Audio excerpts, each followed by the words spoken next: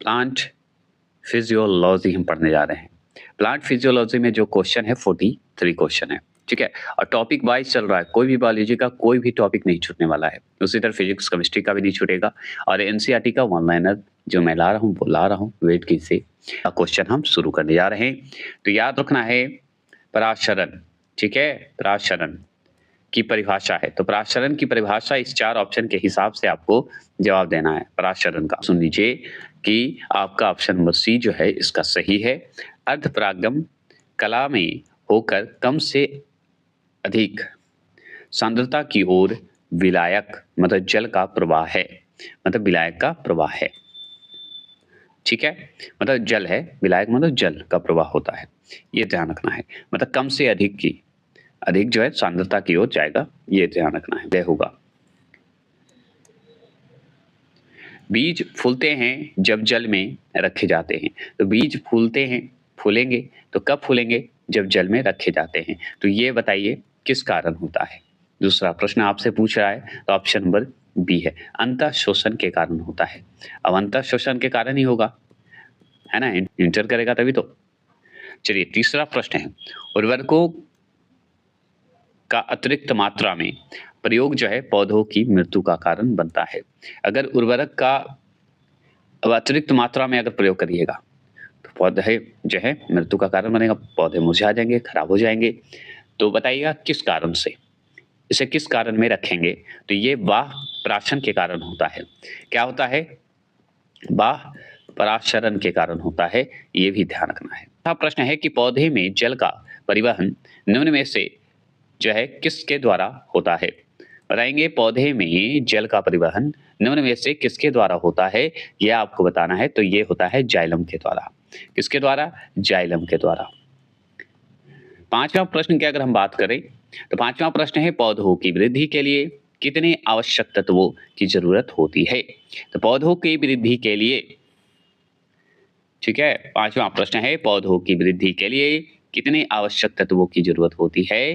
तो हम बताएंगे ऑप्शन नंबर सी, 16 तत्वों की आवश्यकता होती है, तो जरूरत होती है। छठे प्रश्न की अगर हम बात करें तो धान का खैरा रोग, धान में खैरा रोग होता है या लघु पत्र रोग बोला जाता है, किस तत्व की कमी से होता है? ये आपसे पूछे तो आप बताइएगा जस्ता की कमी से होता है। किसकी कमी से? जस्ता तत्व की कमी से होता है भी बोलते हैं। सातवां प्रश्न है, फूलगोभी का जो है बिटेल रोग, फूलगोभी में क्या कौन सा रोग होता है? आगे बिटेल रोग होता है, किस तत्व की कमी से होता है? कौन से तत्व की कमी से हो जाएगा बताइए? सातवां प्रश्न का जवाब दीजिए। तो सातवां प्रश्न का जवाब है बी, एमओ। एमओ का मतलब होता है, बताना था बता देते हैं। एमओ का मतलब यहाँ पे अगर आपसे पूछेगा तो बता देना है मोली, क्या बताएगा? वर्डेनम, ठीक है, मोली वर्डेनम। एमओ शॉर्ट में दे दिया है, ये ध्यान रखना है।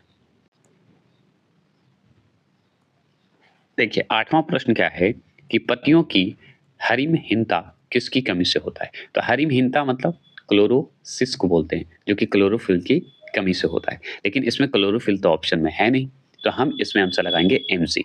एमजी का मतलब होता है कि हम मैग्नीशियम, मैग्नीशियम की कमी से भी होता है, ये जरूर ध्यान रखना है। और दूसरी बात, इसमें और भी तत्व होते हैं जिसमें नाइट्रोजन की कमी से होता है, आपका Fe लोहे की कमी से होता है, और भी बहुत सारे हैं जो कि इस ऑप्शन में नहीं था। अगर ये सब रहते तो हम टिक लगा देते, क्लोरोफिल होता तो क्लोरोफिल टिक लगाते, लेकिन यहाँ पे Mg है तो मतलब मैग्नीशियम की कमी से भी होता है, ये ध्यान रखना है। अगर हम बात करें 9वें प्रश्न की, तो पौधे के, याद रखिएगा, वायवीय, पौधे के वायवीय भागों से जो है वाष्प के रूप में जल हानि को कहते हैं, तो क्या कहते हैं? यही पूछ रहा है ना 9वां प्रश्न। तो डी, वाष्प उत्सर्जन कहलाएगा, ठीक है। एरियल पार्ट्स को बोला जाता है वायवीय भाग। तो पौधे का जो एरियल पार्ट्स होते हैं, अगर उसमें वाष्प के रूप में अगर जल हानि होता है तो उसे वाष्पोत्सर्जन कहते हैं।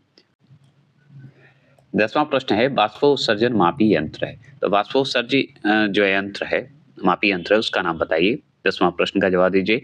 तो इसका है ऑप्शन नंबर पोटोमीटर। क्या होता है? पोटोमीटर, ठीक है, पोटोमीटर है। 11वां प्रश्न की अगर हम बात करें, 11वां प्रश्न की बात करें कि पौधों में वाष्पोत्सर्जन की क्रिया किसमें होती है? तो पौधों में वाष्पोत्सर्जन की क्रिया अगर आपसे पूछेगा तो पूरा पौधा में होगा। देखिए 12वां प्रश्न क्या है कि पत्तियों के 2 मुख्य कार्य होते हैं। तो पत्तियों का 2 मुख्य कार्य पता है? आगे तो प्रकाश संश्लेषण होगा, ये हम जान गए। और एक होता है बाष्पोत्सर्जन का काम होता है, श्वसन का काम नहीं है ये। आगे बात करते हैं हम 13वां प्रश्न की। 13वां प्रश्न क्या है सुनिए। किसी क्रिया के फलस्वरूप पौधों में ऑक्सीजन का निकास एवं कार्बन डाइऑक्साइड का अवशोषण होता है तो किस वजह से होता है बताइएगा। कौन सी क्रिया के कारण, किस क्रिया के कारण होता है। 13वां प्रश्न, तो ए प्रकाश संश्लेषण के ही कारण होता है क्या ऑक्सीजन का निकास होता है, निकलता है। अगर 14 प्रश्न, प्रकाश संश्लेषण की क्रिया में क्या बाहर निकलता है, तो प्रकाश संश्लेषण की क्रिया में क्या बाहर निकलता है बताइए। 14 प्रश्न का जवाब दीजिए। तो ये होता है सी, ऑक्सीजन के कारण होता है। किसके कारण, ऑक्सीजन के कारण होता है। 15वां प्रश्न है प्रकाश संश्लेषण की दर सबसे अधिक होती है, तो प्रकाश संश्लेषण की अगर दर आपसे पूछे तो आप जवाब दीजिएगा लाल रंगों के प्रकाश में होती है, लाल रंग के प्रकाश में। 16वां प्रश्न है कि प्रकाश संश्लेषण की दर सबसे कम होती है, तो सबसे कम, सबसे अधिक पूछे तो लाल रंग में, सबसे कम पूछे तो आप बता सकते हैं हरे रंग के प्रकाश में, सबसे कम हरे रंग के प्रकाश में। 17वां प्रश्न है प्रकाश संश्लेषण अंगक है, मतलब बताइए, ऑर्गन लेश है उसे बोलते हैं। 17वां प्रश्न का जवाब देंगे तो डी होगा, हरित लवक को बोला जाता है ना, हरित लवक। 18वां प्रश्न है प्रकाश संश्लेषण होता है, तो प्रकाश संश्लेषण कब होता है, दिन में कि रात में कि कभी नहीं बताइए। 18वां प्रश्न का जवाब देंगे तो दिन और रात्रि दोनों में होगा। 19वां प्रश्न, प्रकाश संश्लेषण के लिए कौन सी गैस आवश्यक है, प्रकाश संश्लेषण के लिए कौन सी गैस आवश्यक है बताइए, बता सकते हैं। 19वां प्रश्न का जवाब दीजिए तो CO2 आवश्यक होता है। CO2 का मतलब बता सकते हैं तो कमेंट बॉक्स में करिए। 20वां प्रश्न क्या है, क्लोरोफिल जिसे हरित लवक बोलते हैं में कौन सा धातु जो है आयन पाया जाता है, तो क्लोरोफिल में कौन सा धातु आयन पाया जाता है ये आपसे पूछ रहा है। बहुत सिंपल जवाब है, मैग्नीशियम पाया जाता है। 21वां प्रश्न की बात करते हैं। 21वां प्रश्न है प्रकाश संश्लेषण क्रिया में मुक्त होने वाली ऑक्सीजन कहाँ से आती है, मुक्त होने वाली ऑक्सीजन जो है कहाँ से आएगा प्रकाश संश्लेषण की जब क्रिया होती है उसमें, तो बताएंगे 21 का, तो ये जल से होता है। किससे, जल से प्राप्त होता है, जल से आती है। 22वां प्रश्न है प्रकाश संश्लेषण की क्रिया होती है, तो प्रकाश संश्लेषण की क्रिया होती है 22 का आंसर का जवाब देंगे तो ये क्लोरोप्लास्ट से में होती है, क्लोरोप्लास्ट है, नाम सुने होंगे आप। 23वां प्रश्न है प्रकाश संश्लेषण का प्रथम स्थिर यौगिक है, स्थिर यौगिक है तो कौन सा है। 23वां प्रश्न का जवाब देंगे तो 23वां प्रश्न का जवाब है सी, ग्लूकोज। 23वां प्रश्न का जवाब है ग्लूकोज। 24 क्वेश्चन नंबर है ऐसी जैविक क्रिया जिसमें शर्करा तथा वसा का ऑक्सीकरण होता है तथा ऊर्जा मुक्त होती है कहलाती है, क्या कहलाती है। मतलब मान लीजिए ऐसी जैविक एक क्रिया है जिसमें शर्करा तथा वसा का क्या होता है, ऑक्सीकरण होगा, ऑक्सीकरण होगा और ऊर्जा मुक्त होती है, तो बताइए क्या कहलाएगा, उसे क्या कहिएगा आप, है ना, तो उसे श्वसन कहेंगे। क्या कहेंगे, श्वसन कहेंगे। 25 क्वेश्चन नंबर है कि श्वसन मापन का यंत्र कहलाता है, तो श्वसन मापन का यंत्र क्या कहलाएगा। 25 का आंसर का जवाब डी, क्या बोलिएगा, रेस्पिरोमीटर, ठीक है, रेस्पिरोमीटर बोलिएगा। अगर बात करें 26 क्वेश्चन नंबर का बात करें तो रात्रि में वृक्षों के नीचे सोने की सलाह नहीं दी जाती है, क्योंकि क्यों नहीं दी जाती है। बहुत सिंपल जवाब है कि ये रात्रि में CO2 छोड़ता है, पौधा जो है CO2 देता है, कार्बन डाइऑक्साइड छोड़ता है ना, ऑक्सीजन लेता है, सिंपल है। 27 क्वेश्चन नंबर की अगर हम बात करें तो 27 क्वेश्चन नंबर है कि अनॉक्सी, ठीक है, अनॉक्सी श्वसन में अंतिम उत्पाद होता है, अनॉक्सी श्वसन में जो अंतिम उत्पाद होता है उसका आंसर बताइए। इस 4 ऑप्शन के हिसाब से ही बताना है आपको, तो option number B ethyl alcohol होता है। 28 क्वेश्चन नंबर, ऑक्सी श्वसन, देखिए अनॉक्सी था अब ऑक्सी है, तो ऑक्सी श्वसन का अंतिम उत्पाद होता है, तो ऑक्सी श्वसन का अंतिम उत्पाद अगर आपसे पूछे तो CO2 तथा जल दोनों बता दीजिएगा, है ना। चलिए 29 क्वेश्चन नंबर है कि कोशिका के भीतर श्वसन का केंद्र होता है, तो कोशिका के भीतर श्वसन का केंद्र कौन होता है, हमारा जो है एक ही तो है, उसका नाम आप जानते हैं, माइटोकॉन्ड्रिया का नाम सुने होंगे। 30वां प्रश्न है ग्लाइकोसिस का अंतिम उत्पाद होता है, तो ग्लाइकोसिस का अंतिम उत्पाद क्या होगा। 30वां प्रश्न का जवाब दीजिए तो ये होगा बी है, तो क्या है, कौन सा अम्ल है, तो पायरुविक अम्ल है, क्या है? पायरुविक अम्ल बोलिएगा। पायरुविक अलग कर दीजिए, पाई अलग कर दीजिए, रूबिक अलग कर दीजिए, ऐसे ही याद कीजिए। 31 क्वेश्चन नंबर, निम्नलिखित में कौन सा एक पादप हार्मोन है? तो कौन सा पादप हार्मोन है? पादप मतलब पौधा, तो ये है ऑक्सिन। ऑक्सिन जो है हमारा क्या है? पादप हार्मोन है। 32 क्वेश्चन नंबर, 32 क्वेश्चन नंबर है कि 2 4 डी, ठीक है, 2 कॉलम 4 डी, बताइए है क्या? 2 4 डी क्या है? 34 का आंसर का जवाब दीजिए, सॉरी 32 का आंसर का जवाब दीजिए। तो ये है खरपतवारी नाशी, ठीक है, खरपतवार को नाश करने वाला। 33 क्वेश्चन नंबर है, 33 क्वेश्चन नंबर है, किस पादप हार्मोन से छिड़काव से, कौन से ऐसे पादप हार्मोन का छिड़काव करेंगे अनिश्चित फल प्राप्त किया जा सकते हैं? तो ये है ऑक्सिन के छिड़काव से, और यही तो है पादप हार्मोन ऑक्सिन। 34 क्वेश्चन नंबर है कि निम्न में से कौन सा पादप हार्मोन बौने पौधे को लंबा कर देता है तथा फूल बनाने में भी मदद करता है? तो फूल बनाने में भी मदद करता है, वो बताइए। तो ये हमारा जिबरेलिन है। क्या है? जिबरेलिन है। और आगे चलते हैं, 35 क्वेश्चन नंबर है, 35 क्वेश्चन नंबर है कि कोशिका विभाजन में मदद करने वाला पादप हार्मोन है। तो कोशिका विभाजन, सेल को डिवाइड करने वाला, बताइए मदद करने वाला पादप हार्मोन कौन है?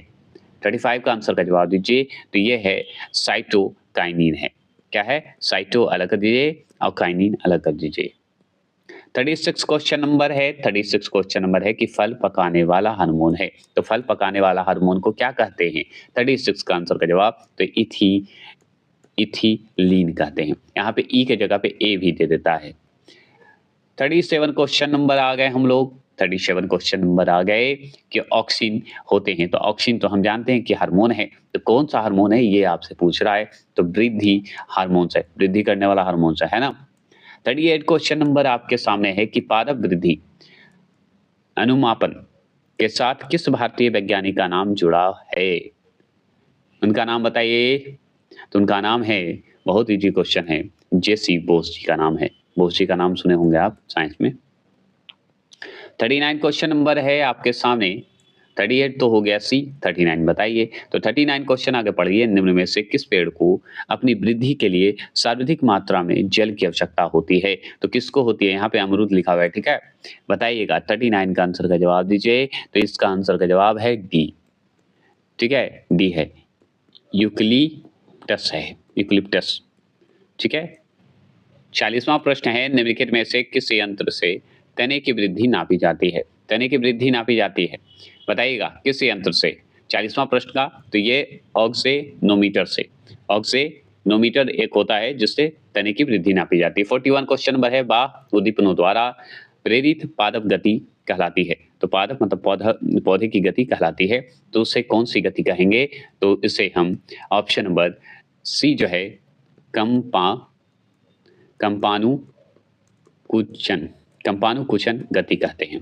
कंपानुकुचन गति क्या होता है हम बताएंगे बाद में। आगे ये दोनों क्वेश्चन का आंसर का जवाब दीजिए। 42 है, छुई मुई की पत्ती से गति होती है। छुई मुई का एक पेड़ देखोगे, छुई मुई की पत्ती में जो है गति होती है, कैसे होती है? यहाँ पे 42 क्वेश्चन नंबर ध्यान से सुनिएगा। छुई मुई एक पेड़ होता है, फूल भी होता है, छुई मुई की पत्ती में गति होती है, तो कैसे गति होगा? कौन से कुंचन के कारण होगा, है ना? तो ये होता है हमारा ऑप्शन नंबर बी के कारण ही, कंपानु कुंचन के द्वारा। ये कंपानु बार बार आ रहा है, देखिए इसे आप अगर मान लीजिए कंपनु कुंचन ऑप्शन में नहीं दिया, कंपनु कुंचन का मतलब नहीं समझ पाए, तो उसके जगह पे क्या है, नेस्टी दे देगा, नेस्टी गति। अब तो समझ में आ जाएगा, कंपनु कुंचन की जगह पे नेस्टी गति। ऐसे आप जान लीजिए संवेदनशील कोशिका होता है, ये सेंसिटिव सेल होता है ये, है ना, छुई मुई जो पौधे आप देखते हैं। तो वही अगर मान लीजिए कंपनु कुंचन के जगह पे नेस्टी गति भी दे सकता है, तो ये ध्यान रखना है, ठीक है। ये जैसे ही आप इसे टच करिएगा तो सिकुड़ जाता है, संवेदनशीलता भी कहते हैं इसे, संवेदनशील कहते हैं हम बोले, ठीक है। चलिए, तो आप समझ गए। तो 42 का भी जान गए। 43 क्वेश्चन नंबर का चलते हैं। 43 क्वेश्चन नंबर क्या है कि सूर्य के प्रकाश की ओर बढ़ते हुए प्ररोह का मुड़ना कहलाता है। तो जैसे कि सूर्य के प्रकाश की ओर जब मुड़ेगा, जब सूर्य का प्रकाश की ओर बढ़ते हैं तो क्या होता है, प्ररोह का मुड़ जाता है। अब मुड़ना ही क्या कहलाएगा उसका, बताइए। तो उसका कहलाएगा हमारा सी, ट्रेपीजम कहलाता है, हीलोट्रेपीजम कहलाता है। जिधर है उधर मुड़ जाता है, तो क्या है? हीलो देखिए नाम ऐसे तोड़ दीजिए, एकदम ठेठ भाषा में हीलो कर दीजिए, हिलते रहिए और ट्रोपिज़म कर दीजिए। ऐसे याद कर सकते हैं, अपना तरीका है। मॉक टेस्ट ये भी खत्म हो गया। नेक्स्ट टॉपिक आ रहा है पादप रोग का, बस वेट करिए 2 घंटे में वो भी वीडियो आपके सामने होगा।